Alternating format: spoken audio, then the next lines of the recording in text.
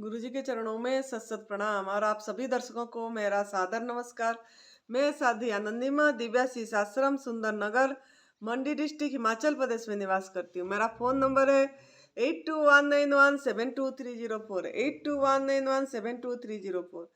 सुरेश बेटा का phone number है 9729018002 9729018002।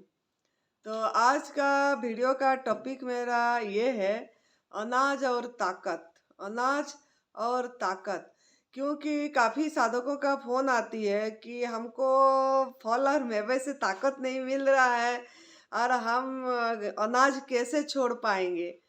तो मैं ये वीडियो बना के देना चाहती हूँ कि हमारा ये जो अज्ञानता है, अनाज से ही ताकत मिलती है, ये भ्रम को हमको तोड़ना पड़ेगा।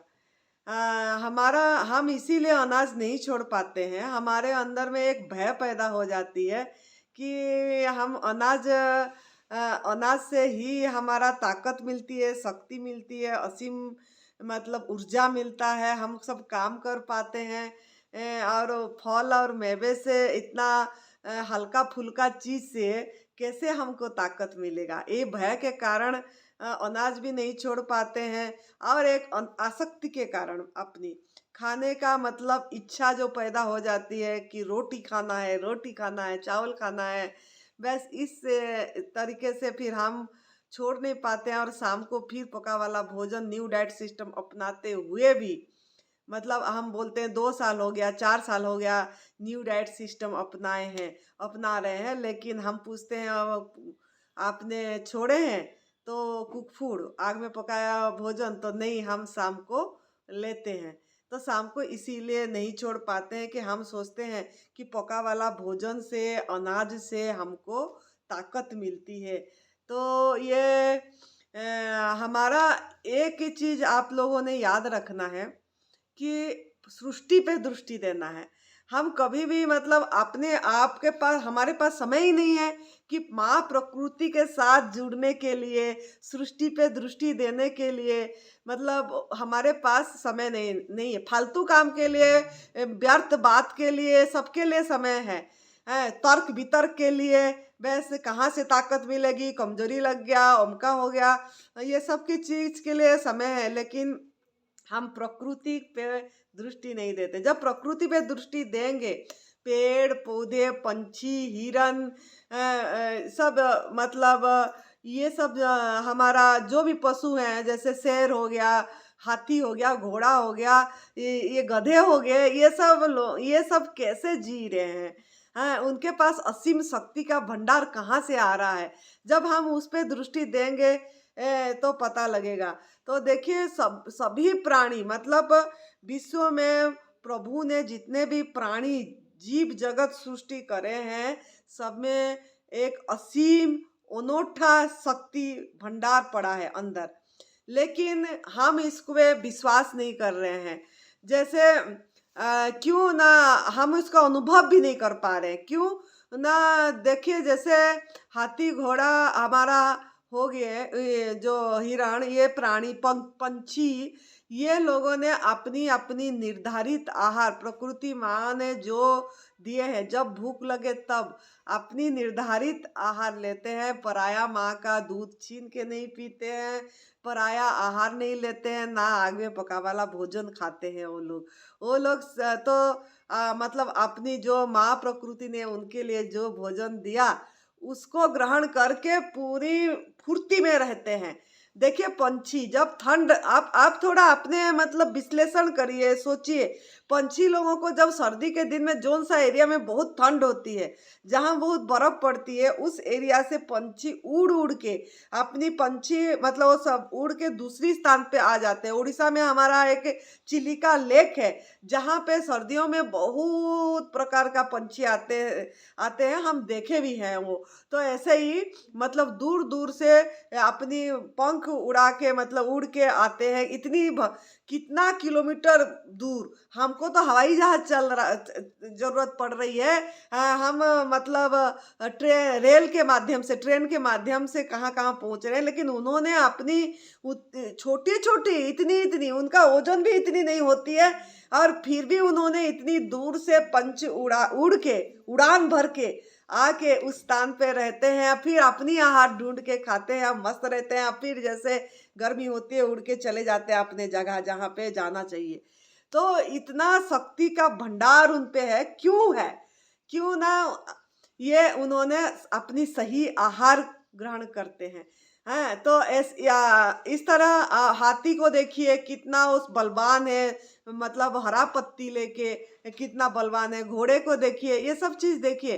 तो हमारा मानव के अंदर भी परमात्मा ने ऐसे ही असीम शक्ति दिए हैं, अनोखा शक्ति दिए हैं, लेकिन हम उसको खो रहे हैं, उसका अनुभव नहीं कर पा रहे हैं, उसको जगा नहीं पा रहे हैं। क्यों ना?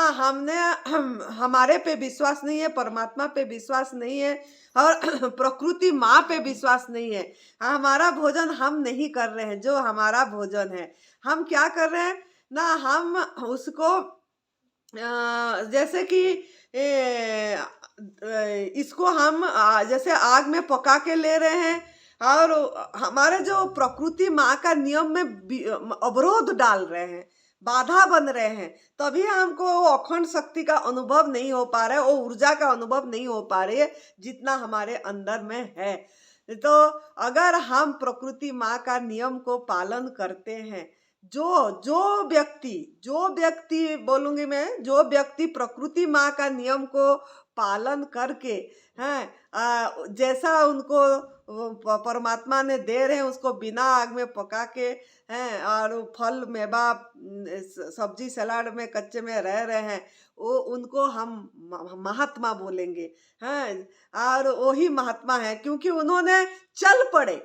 गृहस्थ होके भी महात्मा है क्योंकि उन्होंने उस जो इसको जाने, न्यू डाइट सिस्टम को, तप सेवा सुमिरन का मार्ग को जान के चल पड़े और लाभान्वित हुए, तो वही महात्मा है। लेकिन जो जानते हैं, कुछ लोग हैं जो अनजान हैं, कुछ लोग जो जान के भी इसको अपना नहीं पा रहे हैं, और अपनी मतलब गलत आहार ले रहे हैं, तो इनको अखंड और असीम शक्ति का अनुभव नहीं हो पाएगा। लेकिन जो चल पड़ा, पूरी तरह से उसको छोड़ दिया और एक एक महीना करके आगे बढ़ा, 1 साल 2 साल 3 साल, तो उसको शक्ति का, फुर्ती का, ऊर्जा का, असीम भंडार का अनुभव होगा। हमको हो रही है, हम खुद ऐसे में हैं, तो हमको पता है। तो आप लोगों भी इस तरीके से करिए, ज़्यादा सवाल मत करिए अनाज से शक्ति मिलती है, ऐसा नहीं है। हम देखिए, हम खुद फल लेते हैं, जूस लेते हैं, रसाहार पे रहते हैं, और शाम को सलाद कब खा लिए, कब नहीं खाए, कब कच्चे नारियल का दूध ले लिए, नहीं तो इस तरीके से में हम इतना फुर्ती अनुभव करते हैं, कितनी काम करते हैं दिन रात।